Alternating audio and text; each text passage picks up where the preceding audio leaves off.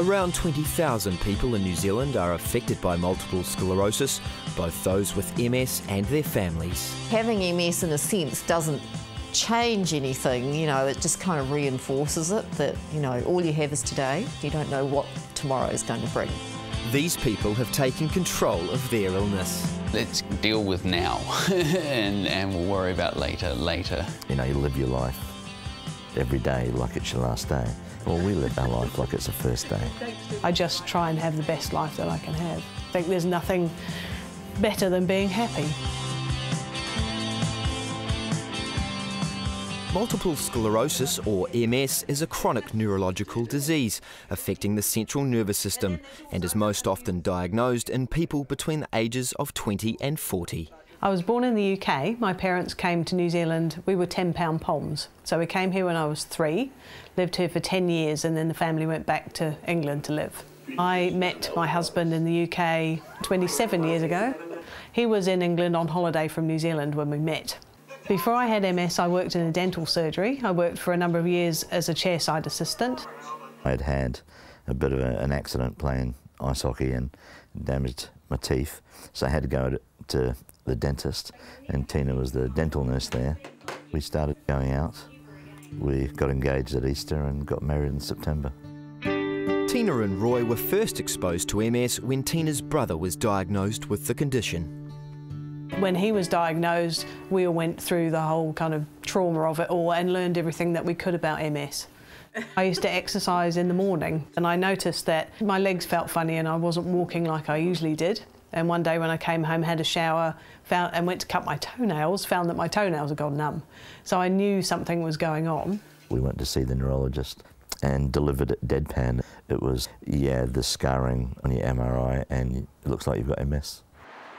Brett and Bonnie have been happily married for 20 years and they met through the Presbyterian Church. I work as a Presbyterian minister, and so I grew up within a church-going family, and Bonnie did as well. And both Bonnie and I were selected to train as Presbyterian ministers, but we also met each other at that weekend and so developed a relationship, a friendship after that.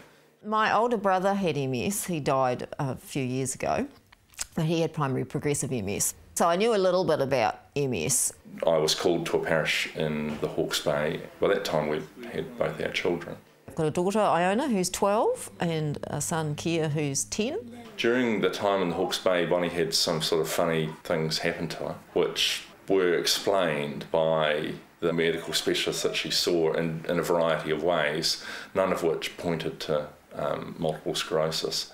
After the birth of my second child, I was really unwell, quite ill, and was having a lot of pain for quite a while, and I was having problems with walking in my legs. And I kind of in the back of my head went, oh, you know, this is kind of similar to what my brother had.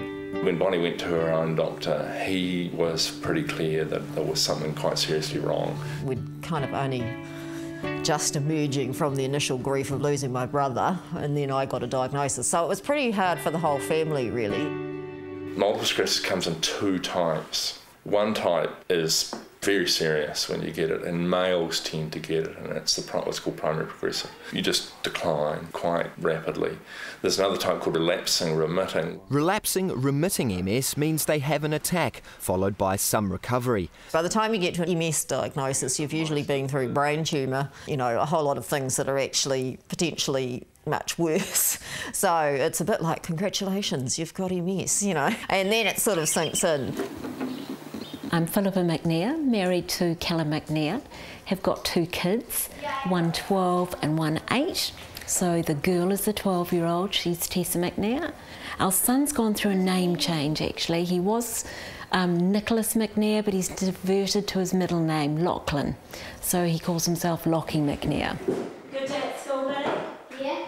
I'm Callum McNair, I am Pip's husband. We have been married for 16 glorious years.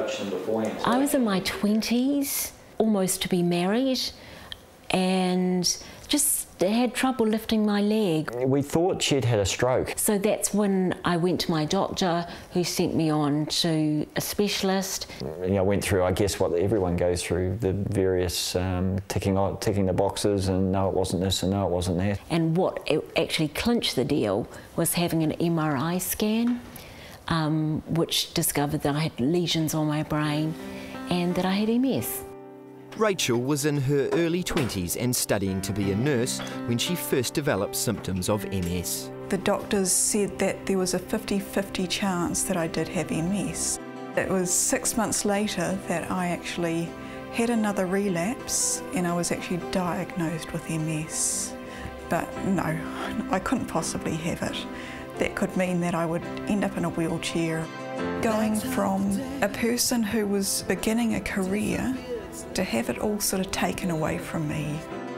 And I've cried buckets and buckets of tears. My future suddenly became very uncertain, from going from knowing exactly what we wanted to do and having dreams of what we were going to do, to really not knowing what the future was going to be like. Because one of the sad things about people who get diagnosed with multiple sclerosis is that there's not a lot of information given to them. Often the specialist is, well, you've got MS, come back when you're not, when you're feeling unwell. I've said it to my neurologist, what's going to happen in the future? But he can't say. And I know he can't say, but I kind of want to prepare because I think I'm at the worst. Rachel and Cameron had already been diagnosed with MS when they met. It was living with multiple sclerosis that helped forge their relationship. It's helped that I've met somebody and married him who also has MS. I just want to thank everybody for coming. This is just fabulous, coming to support us. Met Rachel through my cousin. Rang up one day and says, I know this person that lives out by you. I think you guys should meet up and get together. We did, and it's gone from there. He understands my symptoms and knows where I'm at, and he can support me in what I do. We've got the understanding of each other, and it's really good having someone there that knows what you're on about. 2 years ago, Cameron was diagnosed with MS. Despite his love of driving, the progression of his symptoms resulted in him giving up his job as a forklift driver. I was told I couldn't drive, and that hit me more than being told I had MS. I really liked driving.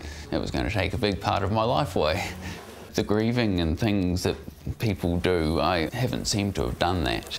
Hey, this is what I've got, and you just get on and do it. It's, yeah, the best you can. Marriages are affected greatly by MS. There are quite a lot that fail. Roy and I, when we got married, decided we didn't want to have children. We were going to have a fantastic life and travel. My career was my life. It's a condition that changes people's lives, whether it's the person with MS or their partner.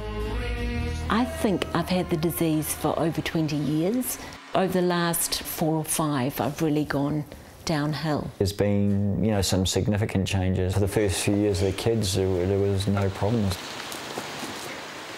I think Cal probably shelters them from too much impact. Pip's gone from being completely normal in appearance, to the outside world, to now having some significant issues. Because I tend to be at my worst at home. When I go out the door, I put on my sort of happy outdoor face, and I love the work that I do up at the school. Pip hasn't let her disability slow her down. Along with taking care of her family, she's devoted time to volunteering at Devonport Primary School. I work 2 days at the primary school. That's unpaid work. I travel there on my quaddie. She's my vehicle.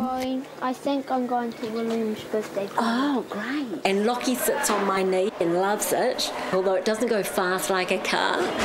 And I just drive to school. We've made some steps around the house to try and make life a little easier for Pip. There's ramps for her to get up. Scooter enables her to get around the community. I try and keep positive. I deal with what's happening in that week.